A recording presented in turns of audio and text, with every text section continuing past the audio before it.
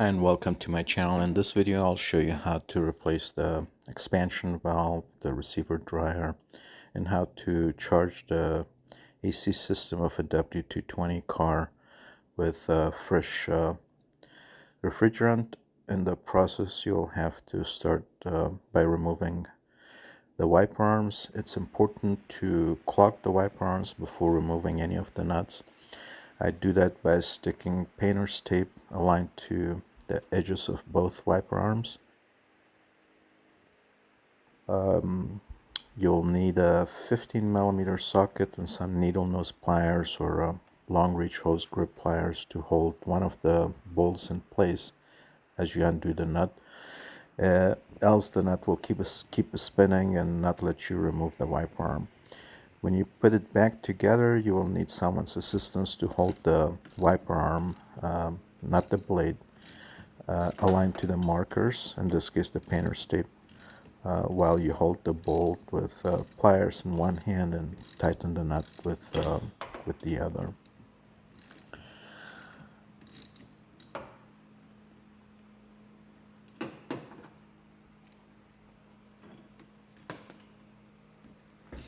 I think I'll make this multi-part series since summer is right around the corner in the US, and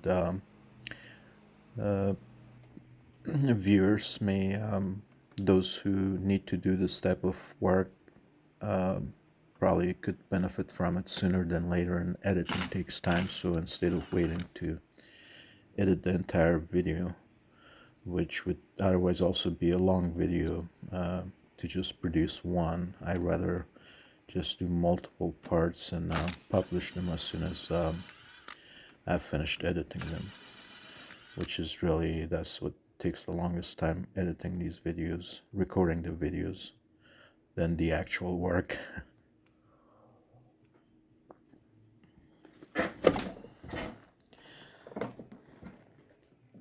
And this is the bolt that needs the hose grip pliers. So after removing that, the rain repellent or deflector needs to be removed in order to reveal the wiper motor assembly, which needs to be removed in order to get to the expansion valve that's hidden behind it. The rain deflector is held by 4 plastic fasteners in the bottom side, and a very tight perforation below the windshield glass on the top side.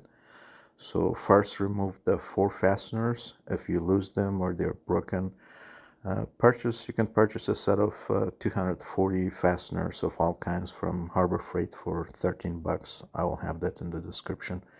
If they don't come out, force a flat-headed screwdriver under to make room to insert some hose pliers underneath and to force them out. You'll need a Phillips screwdriver to remove them.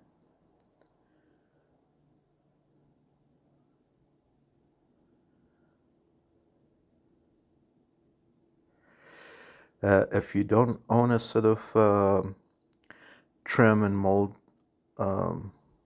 removal tool, you must get one for because it's so cheap, $6 from Harbor Freight in the US. I think the set has 5 tools. I'm using one of them to lift along the upper edge, starting from the passenger side, while pulling up and out the rain deflector. Depending on when this is done, in this case it's a 23 years old car, a lot of dirt and debris gets there, helped by the heat. It turns into a hard glue and makes it hard to remove. But stay at it and it will eventually come out. Once you remove one end just a little bit, then you can start sort of pulling up and out at the same time, all along to the right side, and it will come out. This is probably the hardest part of this job, short of you know, the little uh, hex bolts that connect the expansion valve to the evaporator inlet, which you'll see in a little while.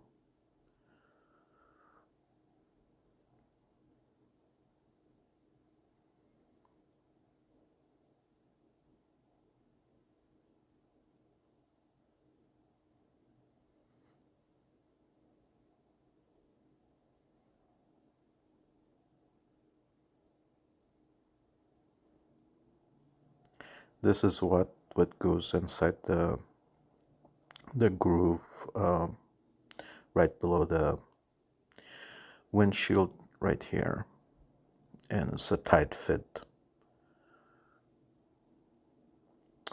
And once you have removed that, then it's the wiper assembly that needs to be removed. It's held in place by 4 10mm nuts. Remove all 4, and they easily come out. The motor is on the back side. Once this is removed, we can finally reveal the expansion valve. It helps to have a set of socket extensions, but not really necessary. It will make the job easier on your back, I guess, if you have socket extensions.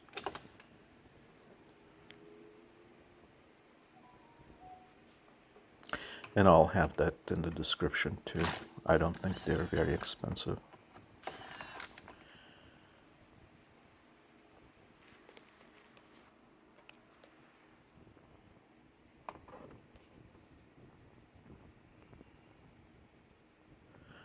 This is the last of the 4, and right underneath this nut there is a washer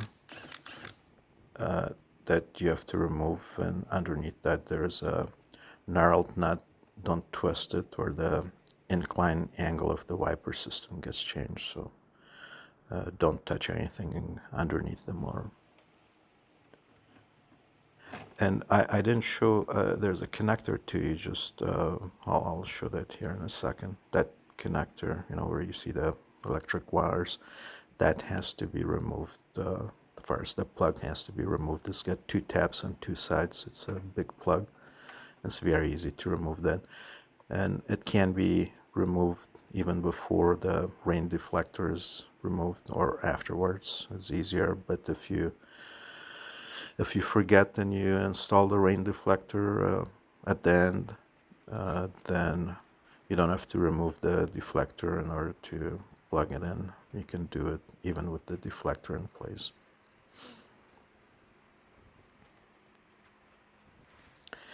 And so I have the instructions here from the Mercedes-Benz workshop manual in case you need to replace the motor itself. I'm not doing that, of course, in this video, but there are these bolts, I think 3 of them, 9 Newton meters, and then there's a nut that you need to remove at 19 Newton meters that you'll have to torque back. It's pretty simple to remove the motor and replace it.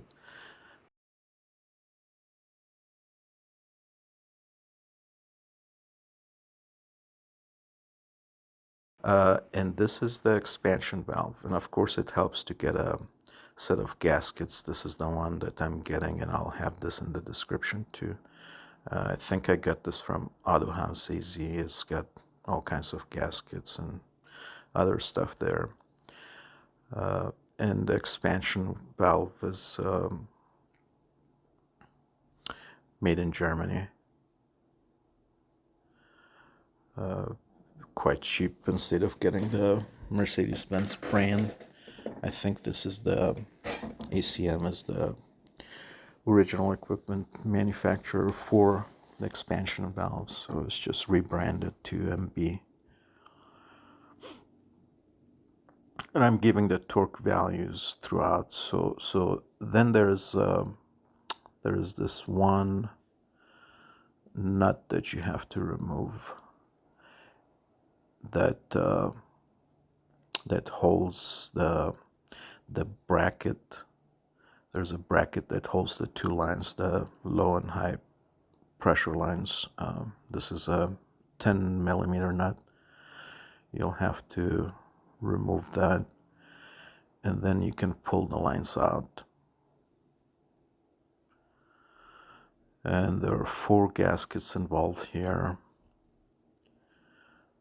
2 of them are attached to the lines, but these are some silicone stoppers that I got from Amazon, all kinds of sizes. You may have seen these in my other videos, but try to, if you're going to do this over a couple of days, I mean, the whole job should not take more than a day. It took me a day because I was recording, but you want to plug the lines so nothing gets in. So those are the 2 bolts that you would have to remove with hex sockets, torque value, all of these bolts, the 3 of them, I mean the 2 bolts and the 1 nut that holds the bracket are at 10 Newton meters. The one on the lift is a little hard to get to because of the dual valve, but that kind of moves. It's not as you can see here, it's moving left and right, so you don't worry about pushing it a little to the left in order to make room so that the socket can go on a straight. And when you tighten this, you want to tighten the left side a little, the right side, the left, the right, so that's what the Mercedes-Benz shop manual says. And so once you have removed the 2 hex bolts, then this comes out easily. Just pull it out, and then you'll see the other 2 gaskets that are at the inlet of the evaporator housing. And when you replace the gaskets, add some PAC 46 oil. I mean, just rub some oil on the gaskets. The expansion valve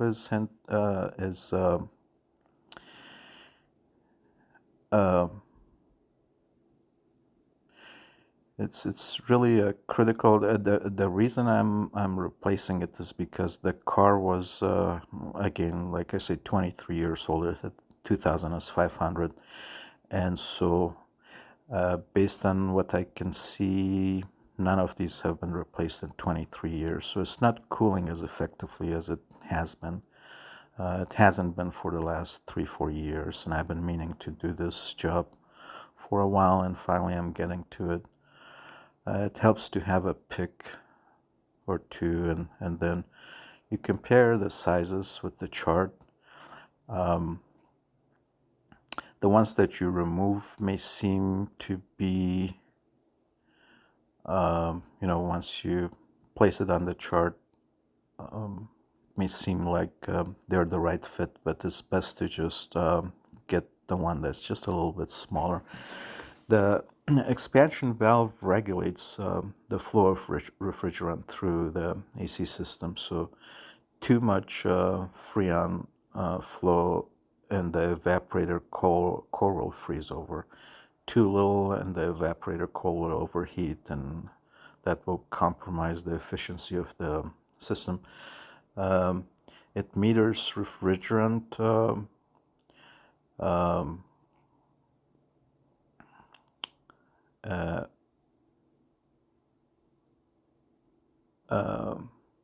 according to the evap temperature and also the load and the cooling demand of the system. So some of the symptoms of a bad expansion valve are high side pressure, frosty air coming from the vents, AC blows cold and hot, kicks in, the AC kicks in, the compressor, and then immediately kicks off, things of that nature. But So, and there are some other symptoms too.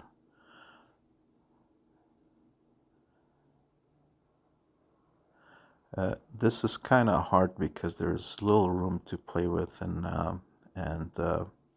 if you have somebody in the family or friends that have smaller hands, then you might want to employ their help. I really found this to be the hardest part of the job,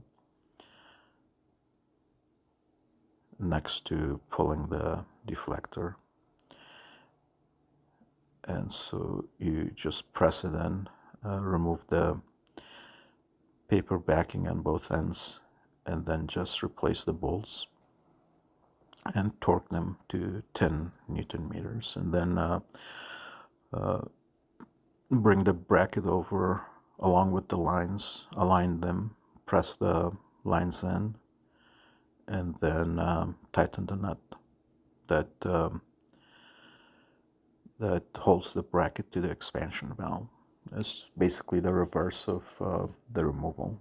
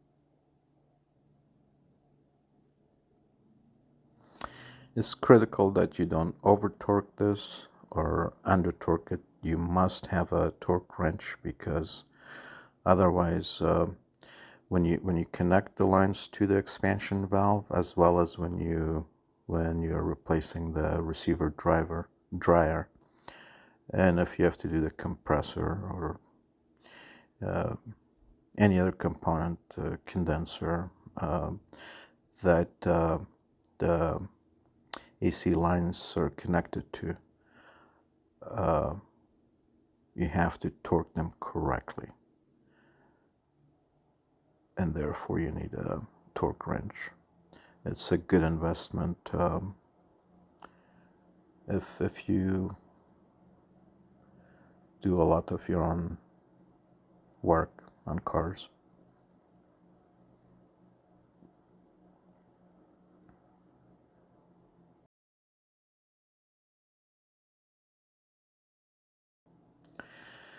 And the receiver dryer, also AACM, made in Germany.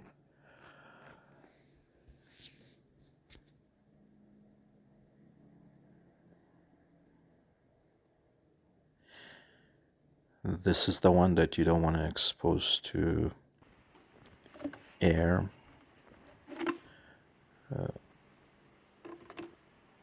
And you'll find it in the right or driver's side of the car front. This is the refrigerant pressure sensor. This clip has to be pressed in order for it to come out, and then the refrigerant temperature sensor, there's a small tab that has to be pressed to free the sensor and to remove it. Both sensors are very easy to remove, and you want to push them to the side.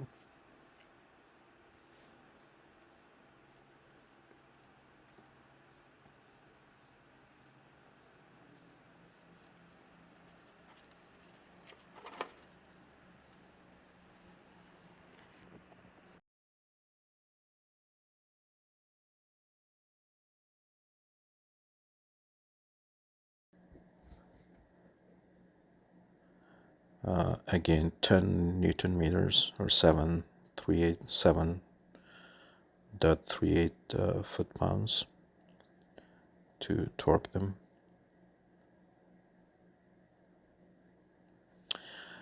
Although I'm not showing here, there are two gaskets. You would have to get to them. You can get to them from the top tube, but maybe from the bottom of the car. It was kind of hard to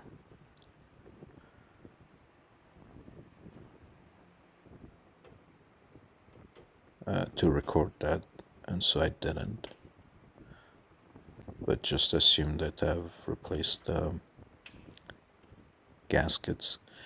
And of course, something else I didn't mention.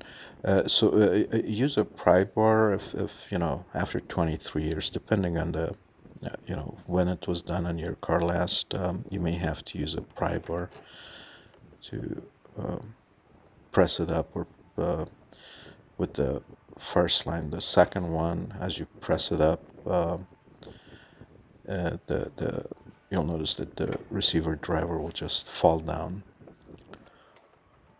and it will fall on the lower engine compartment paneling, which you would have to jack up the car or drive over the ramps. There are 6 or 7 bolts. You just need to remove the covering, the paneling for the left side or the driver's side in a left steering wheel car. In order to capture the old receiver dryer and to feed in and turn the new one, as you'll see shortly, you'll need someone to assist you with that.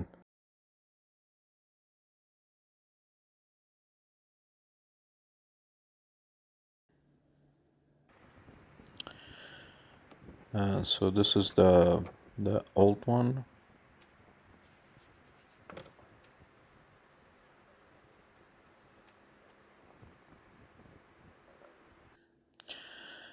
Place it next to the new one to get a feeling for the orientation of the two, as well as which line goes where. As you can see, the one on the top is kind of rounded, the imprint inside the dirt, and then the bottom one has got a straight edge on the left in this case. So, and then you want to have your assistant turn it until you get to the correct ports, and once it's in place, you want to use some pliers to remove the 2 yellow caps, or whatever color the caps of your receiver dryers come with. So minimum exposure to air. The receiver dryer serves as a sort of temporary storage container for the refrigerant, as well as a filter that removes debris and moisture from the system. It's like a chambered canister that's filled with desiccant, which is like this moisture absorbing material. And receiver's function is to store refrigerant for the system during you know, times when times of low cooling demand, and also to filter out moisture and particles that can be harmful to the system. Some of the symptoms of a bad receiver dryer are unusual noises, you know, kind of rattling noises, leakage, bad or moldy odors, ineffective cooling. But you also want to replace the receiver dryer whenever you open up the AC system for any reason. If you replace any other component, you have to replace the receiver dryer, because I mean, that's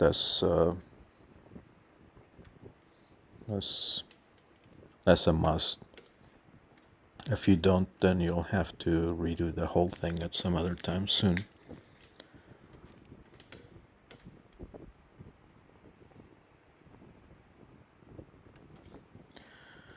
And you'll need about 10 cubic centimeters of fresh PAC 46 oil. You need to add that to the system every time you replace the receiver driver, according to the Mercedes-Benz workshop manual for the W220. You can purchase 8 ounces of PAC 46 for, I think I got it at Advance Auto in the US for $12. I don't know if anyone sells them in smaller quantities. If you do, please, if you know of any sellers, let us know in the comments so others could benefit from it. It's a bad proposition to buy 8 ounces when all you need is what point, a third of an ounce for the receiver dryer. If you're replacing the compressor, then yeah, you could use most of the 8 ounces or 8 ounce container. If you have any old PAC 46 oil, discard it. Do not use it unless it's in an airtight container, because PAC 46 oil is hygroscopic and it absorbs moisture from the air. And as you know, moisture is the enemy of the AC system. So the way the way I add oil to the system is to red line to the high pressure service port, blue to the low pressure service port, measure exactly, precisely how much oil, which I have on a scale before, and then place the other end of the red hose in the oil, and then turn the blue knob open while the vacuum pump is running, and it will suction out the oil. And it's okay if it suctions in moisture or air, because the next thing we'll do is to vacuum the system for quite a while. Replacing the expansion valve doesn't require any additional oil, but because I replaced the receiver dryer, I need to add 10 cubic centimeters, or a third of an ounce of PAC 46 oil to the system.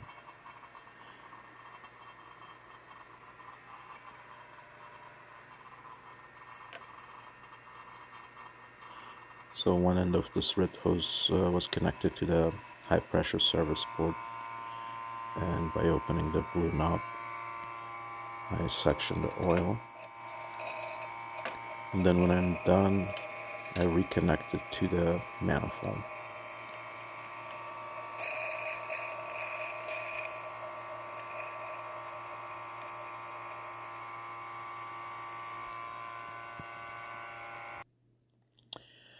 And then open up the blue knob, keep the red closed. Open up both the blue and red knobs, and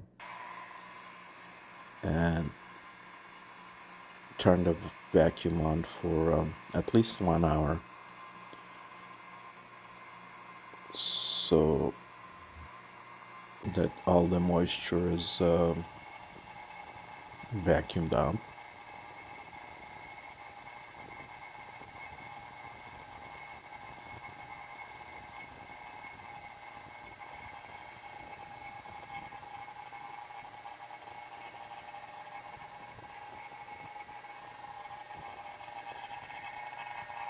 And if you have a pump with a shorter duty cycle, then do it for half an hour, turn it off for half an hour, and then turn it back on. And so you want to see this stay at minus 29 to minus 30 inches of mercury. And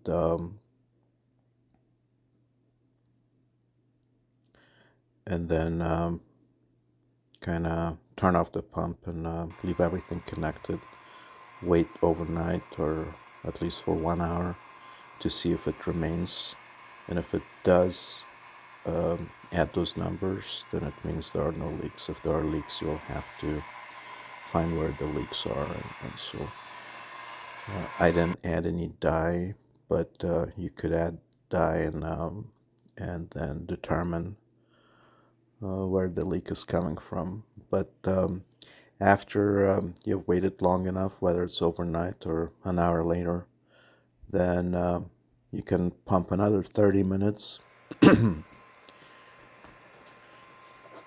and then start to pierce the first of 3 cans of R134A refrigerant. And you need a can tab that I'll have in the description too. You connect the tab to the first can and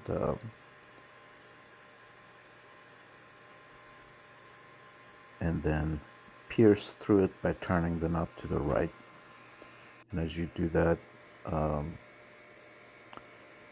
it will you'll hear a hissing sound, and then you want to back off a little bit. You still need to be hearing the hissing sound. You back off so that you're not blocking the path for the refrigerant to make it to the yellow line. And be careful after an hour, however long of vacuuming. This could be a little hot, so maybe you should use gloves. And do use gloves as you start charging the system. And do use eyeglasses too, just to be safe.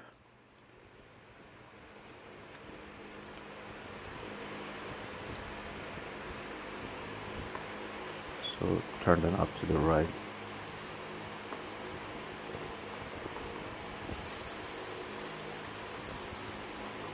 To pierce through, and you start to hear the hissing sound, and then back off.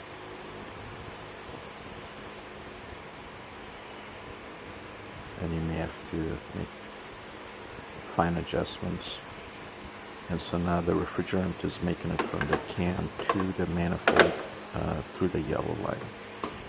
And open the yellow line just a little bit so that the refrigerant escapes a little into the atmosphere. It will not hurt anything. And then open up the blue knob. Keep the red closed from now on. And you can turn the can sideways every now and then.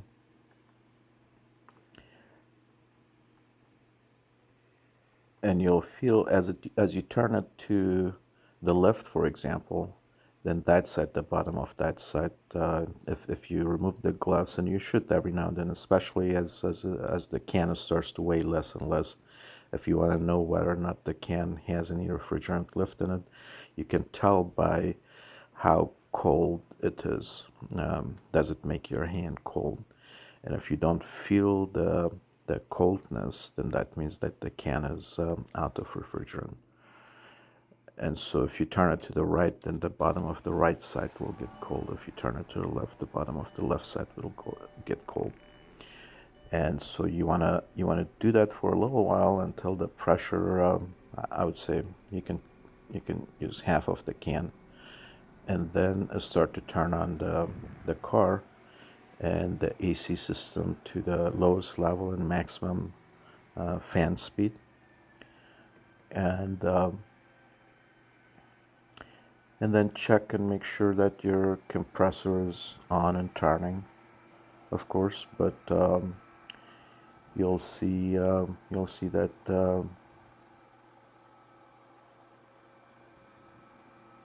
the charging will continue, and that the pressure gauges, you'll see the red kind of, and that's what you're expecting, the red dial to keep moving higher and higher.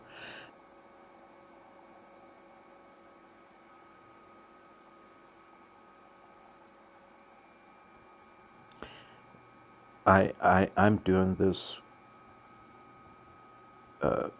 in the towards the middle of the spring, So the humidity level is kind of low today, about 25 or so, and the temperature is about 79, 78 degrees Fahrenheit, and and you'll have to refer to some sort of a chart. I will provide a link to Nissens website where it has quite a few charts. I'll point a link to that where it can also give you indications of, based on if you go based on pressure alone, what the readings should be.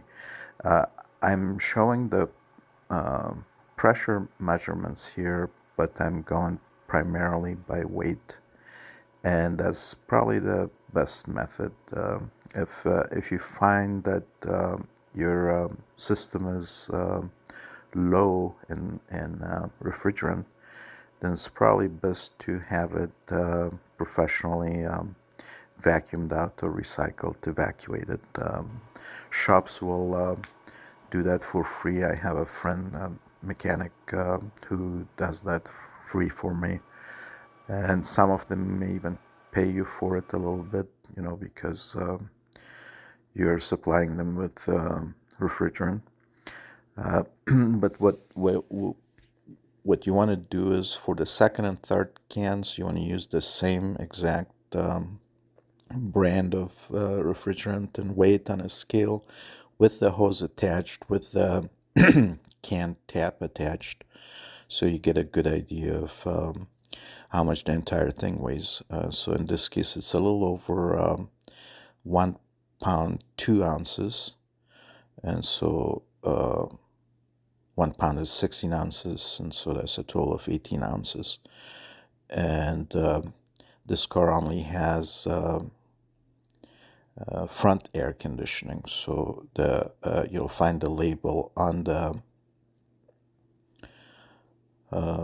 in the car under the hood.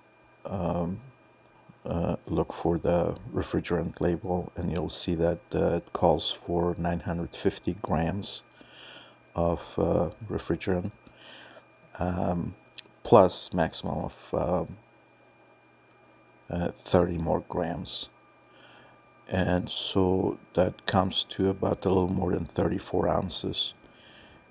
And so I've given the math, as you saw a little while ago. Freeze the video and pay good attention to that. I've also given the numbers for an S500 with rear air conditioning. So you want to do the calculations right, and don't overcharge. You also don't want to undercharge. So it's best to, for the front air conditioning, S500s, S430s, S320s, the W2 cars, it's best to not go over 980 grams. Stay between 950 and 980 grams. It would be best if you measure everything in grams, so you'll be more precise. But anyways, then remove the hoses, and you're done. So it's time to button up everything. The wiper system installation is the reverse of removal.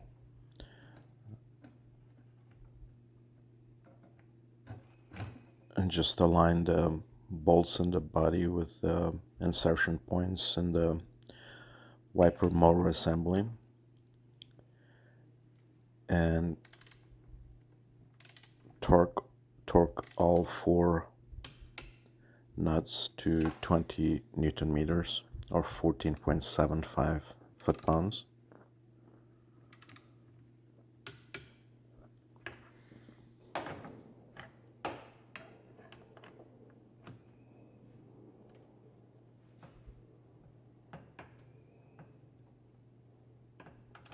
It really helps to have some socket extensions, but then again, if you don't own any, it can be done without.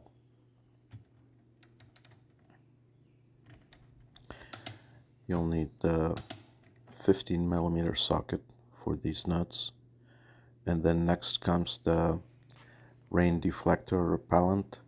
And this time, unlike the removal, so I'd said before, is the reverse of install. Actually, this part of is reverse of removal. It's not.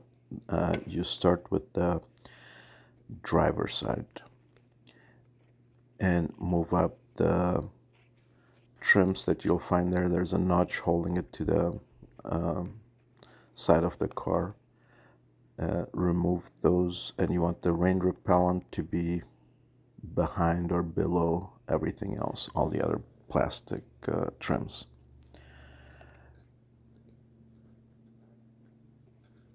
So when you remove, you start with the passenger side. At least with this car, that's how I found this to be the easiest. I haven't tried it the other way, but and then once you've put it underneath those side trim pieces, then you can clip the trim back to the side. There's a little clip there that holds it in place. And as you align the perforation and the rain repellent against the groove, all you need to do is start from the edge and keep pressing, going to the passenger side.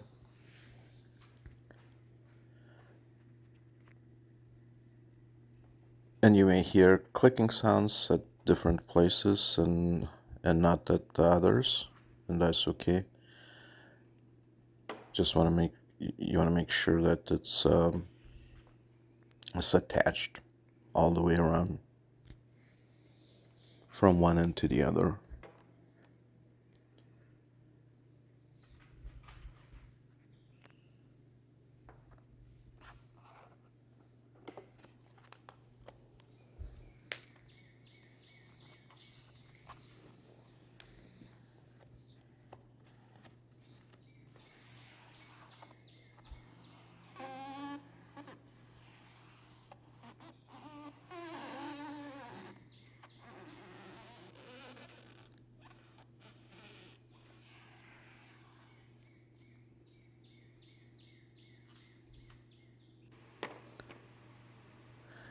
And these are the plastic fasteners I'd mentioned before, and I have in the description too.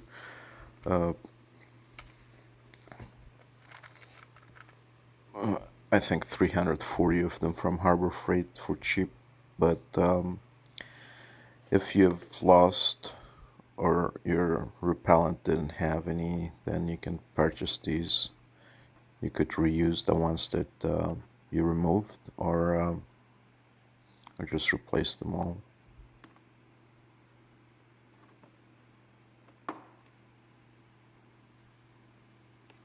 And there are 4 of these.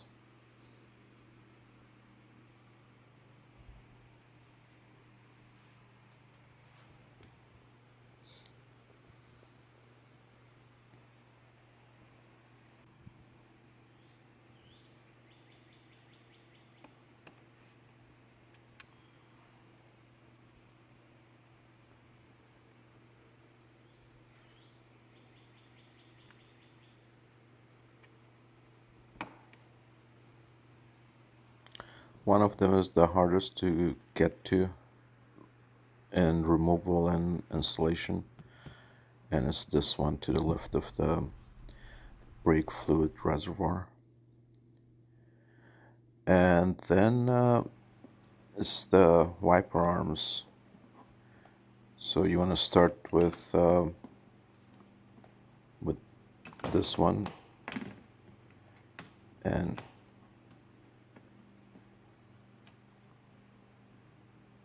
tighten this nut just a little bit, not all the way.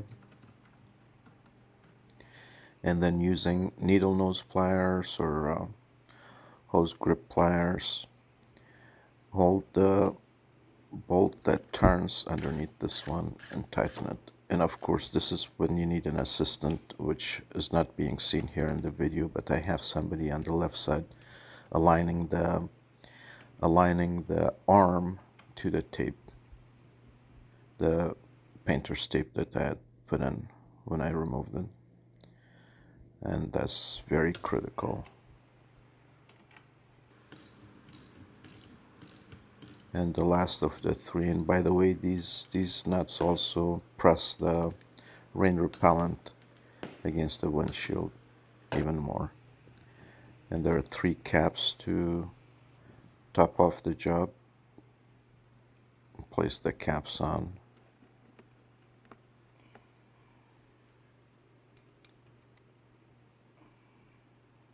Followed by this last piece, which is really very easy to remove and to put back in.